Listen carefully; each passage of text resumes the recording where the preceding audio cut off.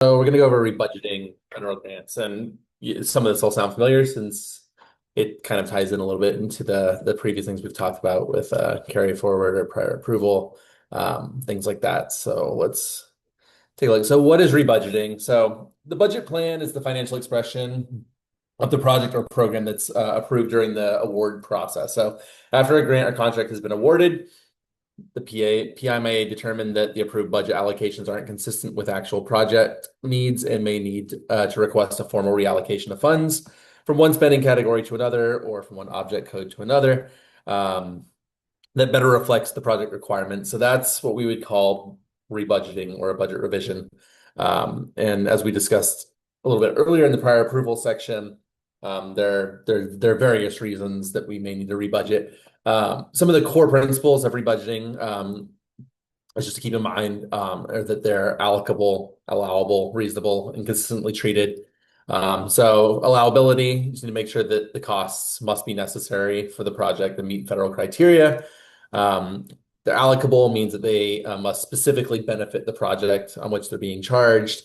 Reasonable, just make sure that they're not excessive. They're what a prudent person would spend under similar circumstances, and that they're consistently treated so that the same type of costs are treated the same way across the entire institution. You're not kind of treating them differently in different schools. So those are just some of the principles to keep in mind when rebudgeting. And then there's some common reasons the agency approval may be required. If the rebudget changes the scope in any way. So any rebudget that indicates a change has been made in the original objectives or the scope of work is going to require approval. Significant rebudgeting, again, probably one of the most common reasons for rebudgeting is deviating from the original budget by 25% or more in a single budget period. If there are key personnel changes that may affect the budget, a reduction in effort of more than 25%, or even a 90-day absence from the award, those would require agency approval.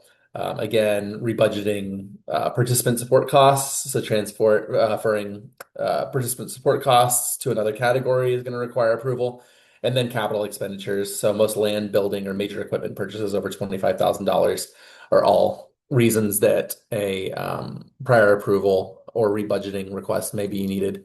I also put the link down here to the uniform guidance for additional information on grant rebudgeting guidelines. An example of rebudgeting. So in this case, say, your award is for $200,000.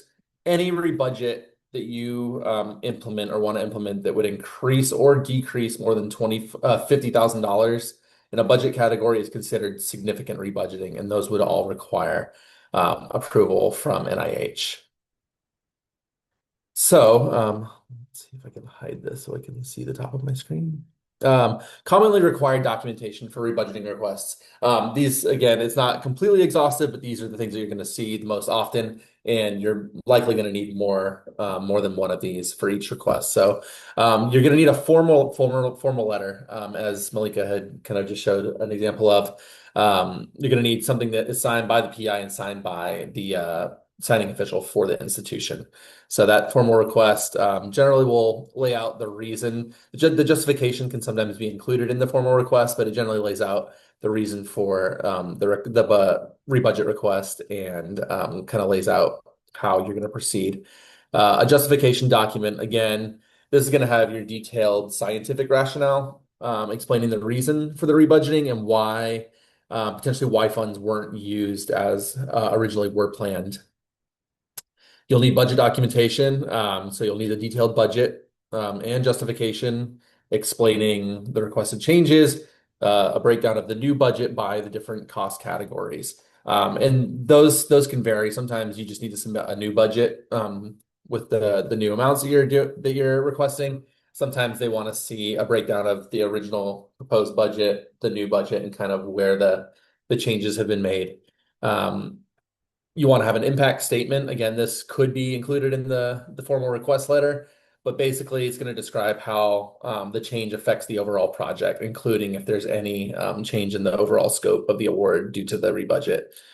You're going to want updated other supports if it's a rebudget of PI effort that is affecting the budget. So you'll want that if there's a significant reduction in effort for PIs or key personnel. Same thing if you're bringing on new PIs or key personnel. Any change of 25% or more is going to trigger that. Again, for new personnel, biographical sketches will be needed, and those will all be in the common forms format going forward as well. And then foreign component information, if applicable, you're going to want any details on the foreign component that you're adding. And those would be explained and then also justified in the budget and justification. So a rebudget prior approval submission process, very similar to everything we've kind of discussed in the previous two segments.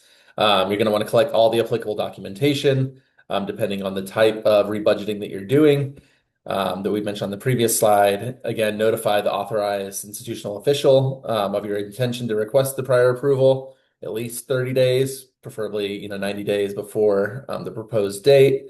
And then the authorized institutional official will submit it in ERA Commons. Again, here's kind of a little screenshot of what you'd be looking at. And then obviously, Malika also had some slides in the last one that showed this as well. I've got some examples of like a letter in a rebudget that we can kind of look at as well. Let's see where I had those. That was here. So I've got some examples here. Let's look at the justification. So this is kind of a justification, like a letter that you would see, a typical letter, kind of just explaining why you're requesting the rebudget, sorry. And kind of go into detail about how that's going to affect the award, how you're going to spend those funds, any change in scope, all that can kind of be laid out within the body of the letter.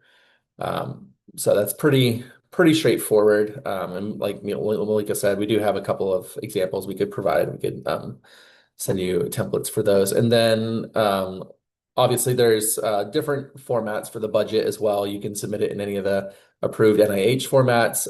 There's also occasion they may ask for something similar to this, which is kind of a breakdown of the original budget, any increases or decreases in the different budget categories, and then the column over here will have your. Is this how you submit the revision? So I've seen it done this way. Just the ones that increase, the one that decreased. Yeah. Yeah. So anything that's gonna increase or decrease the categories by more than 25%. This is the way I usually do it. I've seen NIH not ask for this. They just want like the budget itself, just because they've obviously got the original proposal in the system and they can compare it. But just for ease of kind of being able to see the revisions, this could be required or asked for. I've seen both, but this is just a good example of at least for you. Yeah, it's easy to relate to it. Yeah, and like you say, this one makes it easy to kind of visualize. Okay, we're cutting here, we're increasing here, and then it gives you got your original budget, you got your revised budget. So and the bottom still evens out to the same. Yep. So you still got 500,000 on both. You got your 56,000 and the minus. So it helps you kind of make sure that you're balancing everything as well. So that's something we could send you as well if you want like this template. That's an option. No, it's somewhat I don't know what template you use, but I like this. No, specifically the. I like this easily. CDC gave us a template for rebudgeting, and it exactly captures this area we are talking of, whereby the column you are increasing and the one you are reducing, but at the end of the day, it balances up. It needs up zero at the end of the day, both the amount you are increasing and the amount you are reducing. And it's clear and it's more straightforward than any other thing. Yeah. Okay. Thank you. And then like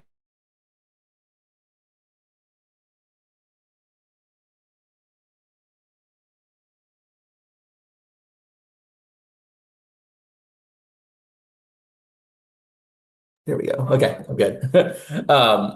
As Molly had mentioned earlier, we would enter this in our system in the grants forms as a budget revision.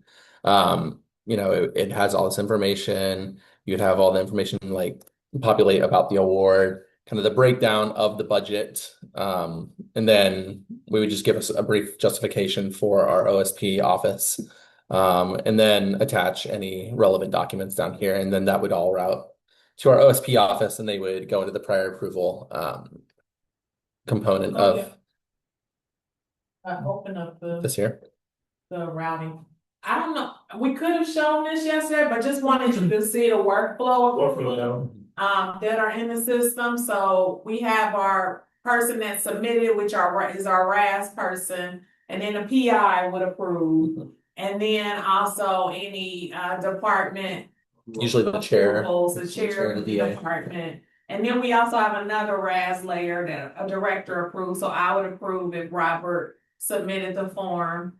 And then our financial office approves. And I don't know if the administrator there is probably inserted because there was some action that they needed to take, but just FYI. And then it would On go the system. Oh, yeah, the OSP. final approval. or RGC. It doesn't always mean you have to have all those, but it is important to have the approvals workflow. Okay.